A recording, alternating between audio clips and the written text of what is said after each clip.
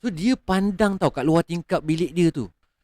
Ya Allah, sekilas pandang je, dia nampak sosok perempuan berdiri tak jauh daripada tingkap dia tu. Rambut dia panjang mengerbang. Dia boleh nampak tau sosok badan perempuan tu tau, walaupun disinari dengan macam balam-balam lampu jalan yang kelam-kelam tu tau. Dengan tiba-tiba perempuan tu terus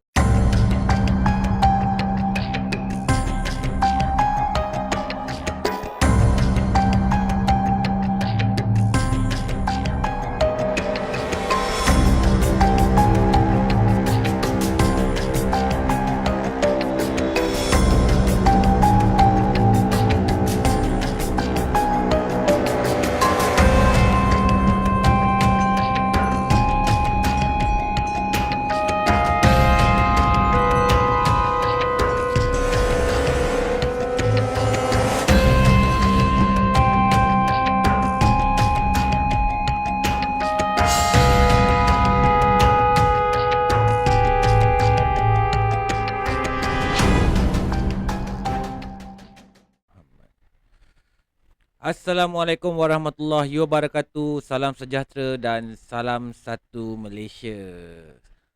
Selamat kembali ke channel Anas Rahmat dalam segmen Malam Mistik. Aku nak tanya, korang semua apa khabar malam ni? Aku doakan semoga korang semua sihat-sihat dan berbahagia selalu. Okey. Hari ni kita nak sembang apa? Aku nak tanya ni, ada tak viewer-viewer aku ni yang sebenarnya minat membaca? Ada satu blog ni, blog RashidSalim.com. Kalau korang pernah terbaca lah blog ni, banyak jugalah cerita-cerita seram yang baik-baik ditulis kat situ tau. Soal istilah betul atau tidak cerita dia tu, aku letak nombor 2. Yang pasti cerita kat blog tu memang menarik lah untuk aku baca. Kalau korang aku tak pasti. Nanti aku letak lah link blog tu kat description channel aku ni, supaya mana-mana viewer atau kawan-kawan aku yang minat membaca boleh terus ke blog dia untuk cari cerita yang seram-seram, yang best-best lah. Okay, hari ni aku nak sampaikan kat korang satu cerita yang aku petik daripada blog ni. Cerita dia agak menarik jugalah untuk aku kongsikan kat korang. Kisah seorang rider makanan yang bernama Mardi. Okay, seperti biasa, sebelum aku nak sampaikan cerita ni, seperti biasa korang kena bantu aku dulu. Yang mana belum subscribe channel aku ni, jangan segan-segan, tekan je button subscribe tu, share dan like sekali lah kalau boleh lah kan. Letaklah kat sosial media korang ke, letak kat FB ke, kat Instagram ke, kat TikTok sekalipun. Kalau boleh, letakkan sekali hashtag Anas Rahmat ataupun Malam Mistik. Itu je permintaan aku. Dan jangan lupa tekan sekali button loceng tu kalau korang nak menerima notifikasi cerita aku di masa akan datang. Orang Indonesia panggil gratis, orang Malaysia panggil percuma. Kalau bahasa Inggeris kita cakap free aja. Okey, terima kasih geng. Okey, tak payahlah nak sembang panjang-panjang kan. Okey, jom kita kembalilah kat cerita yang aku nak sampaikan kat korang ni. Mazdi, dia ni menjadi penghantar makanan ataupun food delivery ni dah lama tau. Sejak awal-awal lagi dulu dah, kat syarikat yang dia buat sendiri lah. Sebelum kemasukan company besar-besar macam Foodpanda ataupun GrabFood, dia dah wujud dulu lah. Dia menyediakan perkhidmatan ni untuk pelanggan-pelanggan dia yang nak order makanan. Dan dia tolong hantarkan dengan kenakan sedikit cas penghantaran lah. Sama lah macam GrabFood, sama macam Foodpanda semua. Cuma dia bukan GrabFood, bukan Foodpanda, tapi dia buat company sendiri untuk hantar makanan. Dah lama dah dia buat dah, sebelum zaman Foodpanda dengan GrabFood popular lagi. Tapi kini Alhamdulillah lah, syarikat dia pun dah ada rider sendiri dah. Dan bisnes dia pun makin berkembang. Walaupun dia terpaksa bersaing dengan company-company ternama yang lain yang lebih besar daripada dia ni, tapi syarikat rider Mazdi ni masih lagi lah dapat menjalankan operasi perniagaan dia ni dengan memfokuskan pada pelanggan-pelanggan dia yang dah sedia ada. Cerita yang nak aku sampaikan ni berlaku masa awal-awal lagi Mazdi menceburi bidang perniagaan food delivery ni. Pada waktu tu Mazdi ni gairah tau nak dapatkan pelanggan-pelanggan baru tau. Dia banyaklah posting dekat media sosial, dekat Facebook dia masa tu. Mazdi ni dia kenakan charge penghantaran makanan ni dengan harga yang memang berpatutan tau kat pelanggan-pelanggan dia ni. Ada pelanggan-pelanggan dia kata yang charge dia ni sangat murah tau, sangat murah dan berbaloi. Mungkin dari sebab itulah perniagaan dia ni makin berkembang maju tau. kadang-kadang dia bernasib baik tau. Ada yang bagi duit lebih tau. Macam tips lah. Bergantung lah pada rezeki dia hari tu. Dia tak kisah sebenarnya orang nak bagi tips ke tak ke kan. Tapi bila orang dah kasih, dia terima je lah kan.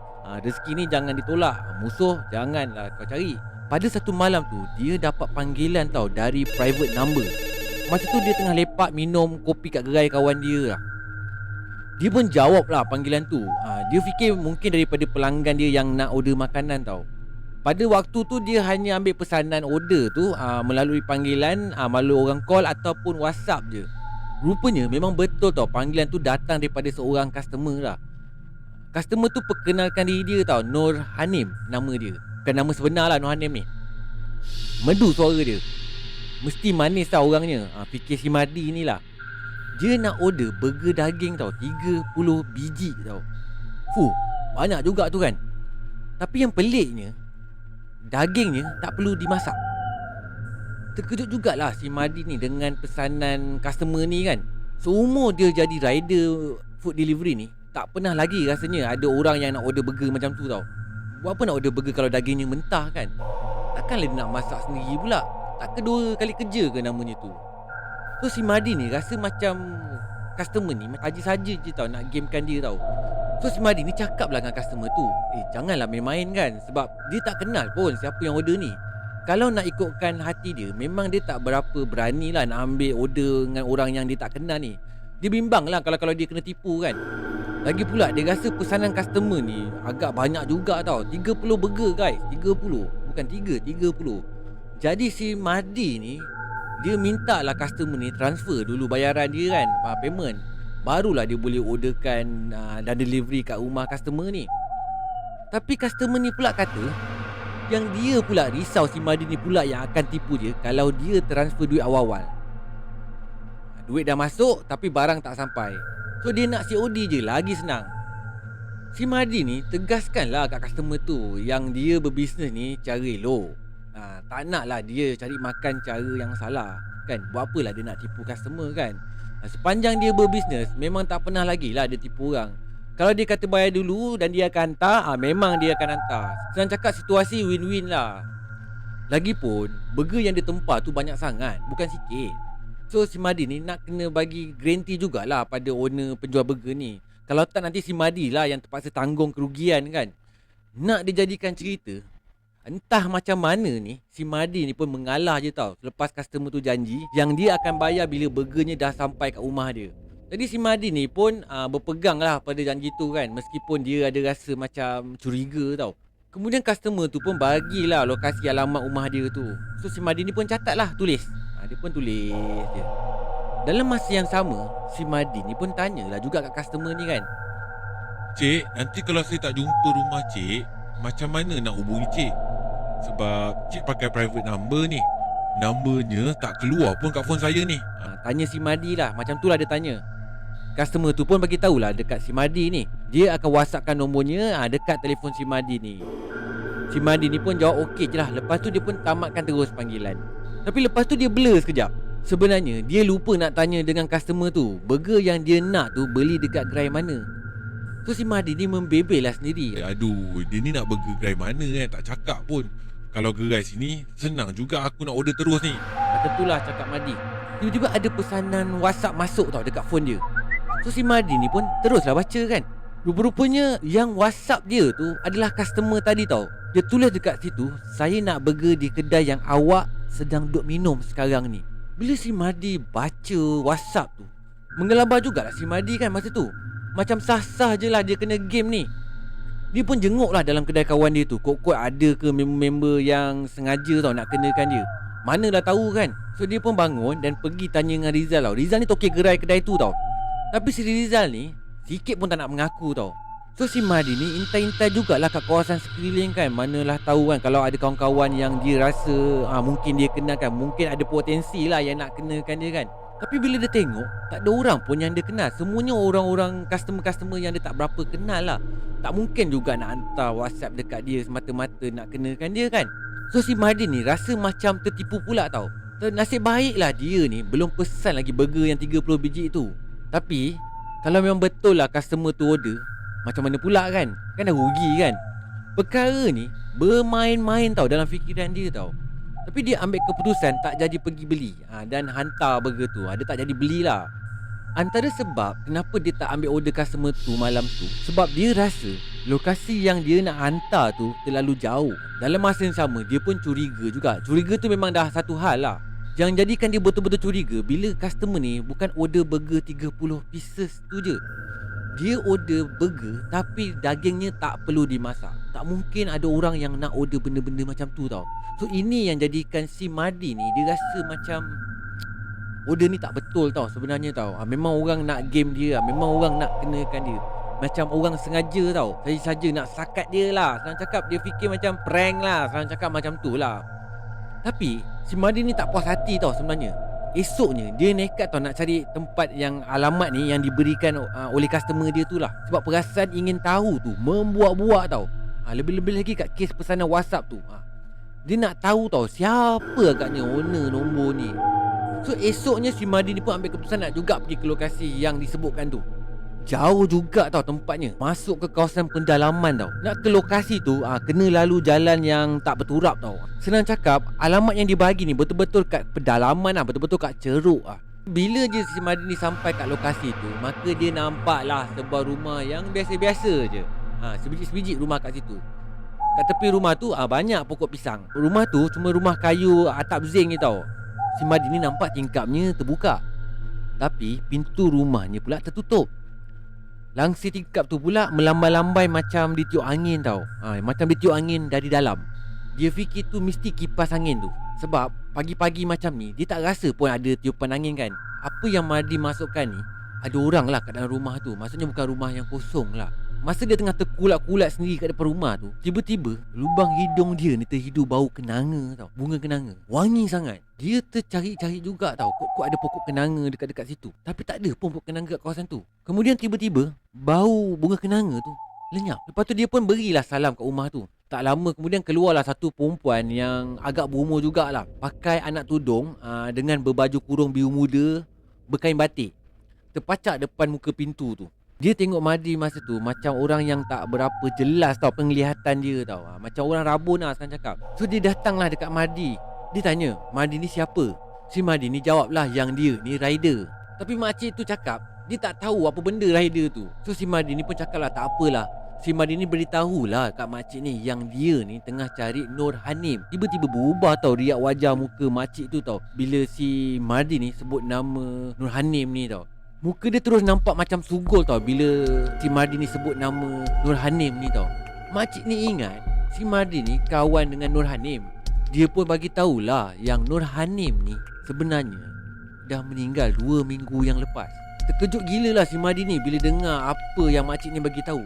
Si Madi ni pun bagi tahulah yang dia terima pesanan dari nombor Hanim ni. Kemudian keluar seorang lelaki daripada rumah tu yang mengaku dia adalah adik kepada Nur Hanim. Si Madi ni pun tunduklah pesanan tu dekat budak lelaki yang katanya adik si Nur Hanim ni. Terkejut juga tau budak ni. Katanya itu memang nombor telefon kakak dia. Tapi waktu kemalangan tu berlaku, handphone kakak dia ni hilang.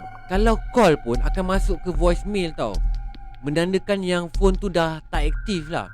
Makcik tu pula bagi tahu yang anak dia ni meninggal akibat kemalangan jalan raya. Dia keluar nak pergi beli burger. So bila si Madi dengar apa yang makcik ni dengan adik dia cakap, dia pun berasa macam tumpang sedih tau. Tapi sedih yang bercampur seriau jugalah. Tapi apa sangatlah kan perasaan sedih dia tu kalau nak dibandingkan dengan keluarga arwah ni kan. Diorang ni lagilah sedih sebab yang kehilangan ni adalah orang yang diorang sayang. Madi ni pun pulanglah dengan penuh tanda tanya kat otak dia ni. Nur Hanim ni call dia semata-mata nak beli burger mentah. Ini yang bermain dalam fikiran Madi ni tau. Si Madi ni memanglah terkejut besar kan. Lagi terkejut bila dia dapat tahu yang sebenarnya si Nur Hanim ni dah pun meninggal dunia. Dah 2 minggu pula tu. So dalam perjalanan balik ni, sepanjang waktu tu si Madi ni rasa diri dia seperti dihantui tau.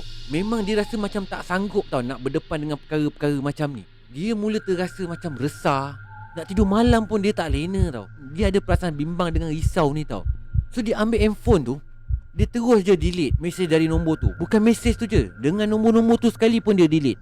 Dia tak nak hanyakan kerana sebab mesej WhatsApp ni menjadi igawan ngeri dia tau.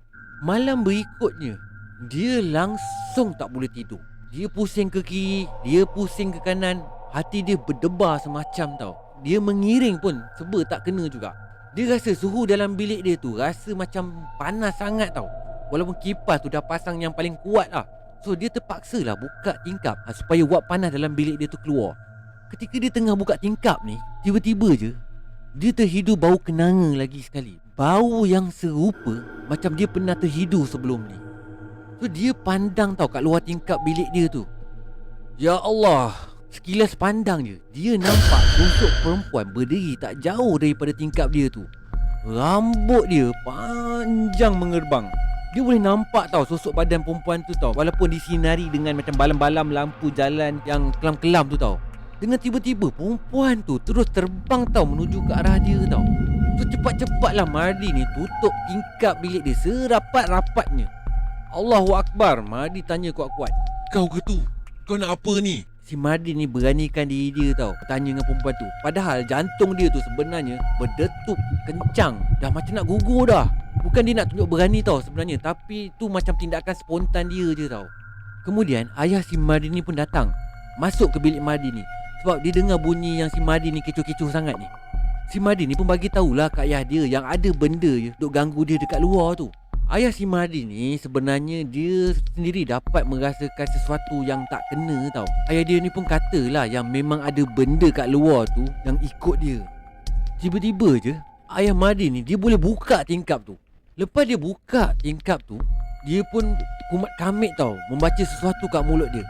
Si Mardi ni tak pastilah apa ayat ataupun apa mantra yang bapak dia baca tau masa tu. Dan tiba-tiba ayah dia tutup tingkap tu balik. Lepas tu ayah dia cakap dekat Mardi yang ayah dia dah halau benda tu. Dan ayah dia juga cakap dekat Mardi yang rupa-rupanya benda yang datang jumpa Mardi ni berkenan dekat si Mardi ni tau. Dia berkenan dengan Mardi ni. So lagi berderau lah jantung si Mardi ni kan. Tapi mujur lah ayah dia tolong dia masa tu lah. Kalau tidak, dia pun tak tahu tau apa yang berlaku kat diri dia tau. Sebenarnya ayah si Mardi ni memang orang yang boleh mengobatkan orang lah. Tapi sayangnya si Mardi ni tak mewarisi kebolehan ayah dia tau, yang boleh merawat orang ni tau. Si Mardi ni cuma berminat dalam bidang yang dia suka je. Budak-budak kan, memang lah. Mana minat benda-benda macam ni kan, mestilah minat pada perkara yang dia suka. So begitulah kisah Mardi yang senang cakap dikejar lah oleh benda ni tau. Benda ni minat kat dia. Ini antara pengalaman misteri dan seram lah yang dikongsikan oleh seorang rider macam si Mardi ni, yang ada kalanya terpaksa berhadapan dengan benda-benda mistik dan kejadian pelik tau. Sebenarnya aku yakin dan pasti tau, ada ramai lagi rider-rider kat luar sana tu, tak kisahlah rider Foodpanda ke, rider GrabFood ke, tak pun rider dispatch hantar surat ke, yang pernah mengalami pelbagai-bagai lagi gangguan mistik tau. Mungkin ada yang pernah kena lagi teruk daripada kes Mardi ni. Apa pun aku doakan lah, semoga semua rider-rider ni baik-baik sahajalah. Aku doakan korang semua juga dilimpahkan dan dimurahkan rezeki, InsyaAllah. Rezeki yang berlipat ganda. Sebab kerja korang ni mulia sebenarnya. Hantar manah orang, kerja mulia, kerja yang bagus. Okay guys, hari ni cerita aku tak panjang, satu cerita je. Okay, sebelum aku tamatkan malam mistik ni guys, seperti biasa guys, yang mana belum subscribe channel aku ni, rajin-rajinkan jari, tekan button subscribe tu, tekan sekali butang loceng kalau korang nak menerima notifikasi cerita aku di akan datang. Okay, aku tak pasti sebenarnya cerita yang aku sampaikan ni adalah cerita seram ke ataupun tidak. Seram atau tidak itu terpulang pada korang yang menilai cerita aku ni. Okay, aku tak letakkan apa-apa KPI atau apa-apa indikator sekalipun dekat apa-apa cerita yang aku nak sampaikan.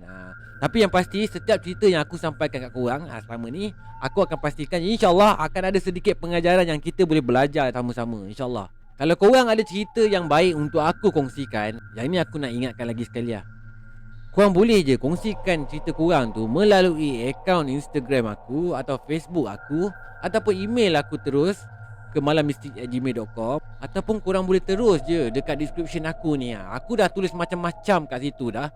Korang baca je, tak pun kau tekan je link tu, dan korang boleh terus ke link sosial media aku. Simple je. Tak perlulah korang ambil pen kertas macam Mardi tadi, catit-catit, tak perlu. Korang terus tekan link tu je. Korang terus sampai dekat aku punya sosial media.